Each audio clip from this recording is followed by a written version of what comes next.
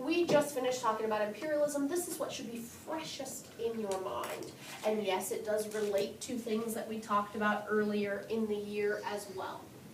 Let's start with some of the countries. Yes, we talked about Spain and other elements, but we talked about specific things with imperialism in Spain at this point in history.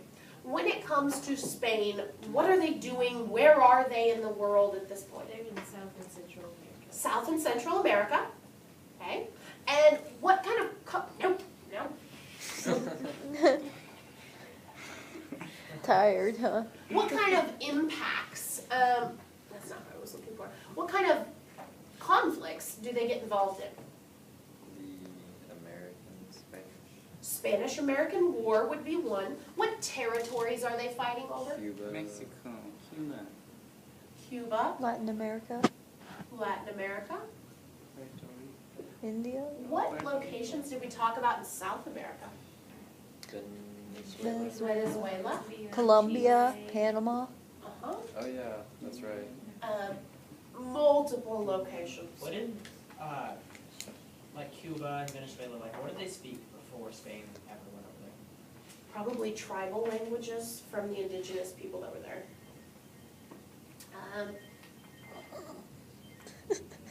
Okay. Sorry. Yeah. So, understand that Spain was losing power in this area of the world at this point because of fights for independence. Mexico would gain independence, as we talked about. We will see Cuba gain independence with help from the United States, etc. Okay. Venezuela, since that connected to Spain, who helped Venezuela to gain independence? His name was something. Simón Bolivar. Spanish. Oh yeah. And we talked specifically about where is Venezuela. Did any of you ever watch Where in the World is Carmen Sandiego? Yes. I've heard of it. Love that show. Okay. You played and you went to Northern tip of South America. Geography. I just like Rockapella, the group that sang. Anyway, okay. Venezuela, where is it? Northern tip It's of the South top of South Okay. America. And you can remember where Colombia is because To the left of it. The tail. it connects to North America. Central America. Ultimately, Colombia. And there's Venezuela with the tail, if that's what you were calling it. Not me. No, never mind. Okay, that's Venezuela. Okay, Simón Bolivar's home country, home territory, which he will help bring independence from the Spanish. Sounds like that's what Will Jose de San Martin also be on? San Martin helped with Argentina, but he's not up here. He's not. All right, where should we go next? Weird to think that like Spain had so much control yet they're like kind of a small country. Yeah, they are like small, like in area of actual Spain. I always think that like, I think it really has to come from their head start and all of the power of the Roman Catholic Church and the Holy Roman Empire early on. Let's see, Suez and Panama Canals. I'm not going to pull up the map again because we've talked about those. You can check it yourself. Suez Canal connects what two bodies of water? the Red Sea and The Mediterranean. Okay, Mediterranean and Red Sea. Who goes into Egypt to Britain. gain control of the Suez Canal? Okay. British. Britain. Britain, the British. Ultimately, they act as a protectorate in that region so that they can gain control of the Suez. Panama Canal. Who started to build it?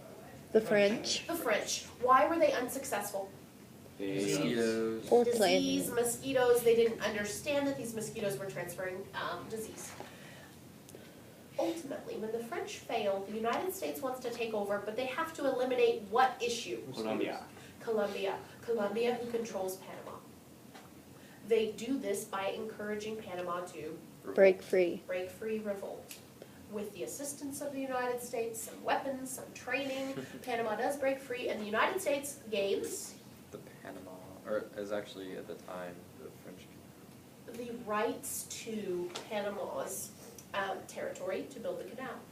Now, something I didn't share in all of the classes, but I'm going to share now for the video for those of you watching and for you that are here today.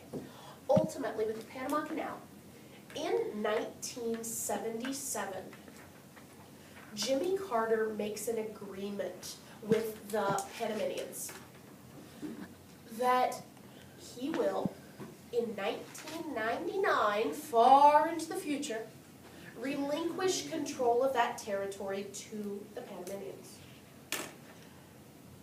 With some hesitation, that is ratified, that is agreed to, and ultimately in 1999, control went back to the Panamanians.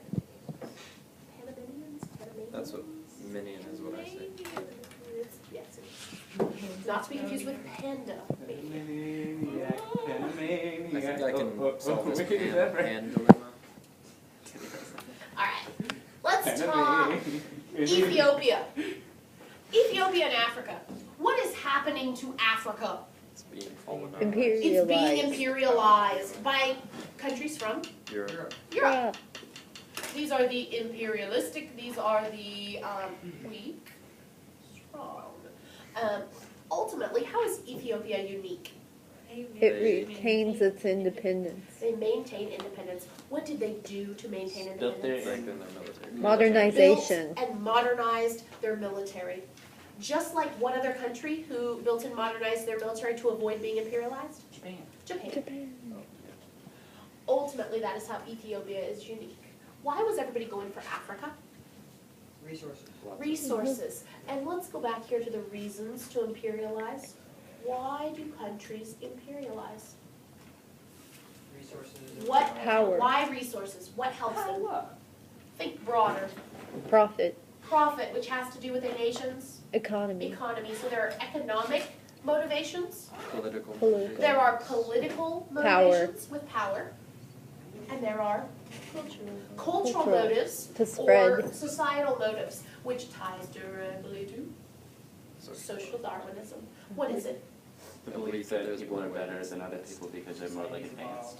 Societies evolve, and some societies, using this belief, are better, more evolved than others, more adapt.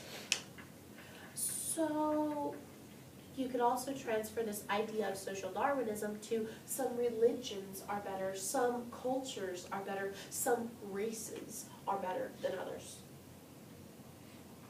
Does this have anything to do with Darwin? No, it's a manipulation of his theory of evolution. But ultimately, what comes from this is people use social Darwinism to do what? Justify their action. Justify imperialism and imperialize. Whether that be by going in and culturally changing that territory, whether that be by going in and economically taking control, or by politically pushing their form of government upon that country because it's better or the most fit. Yeah, that's all she wrote, folks. Questions? I'm a lot more confident now. Me too. Okay.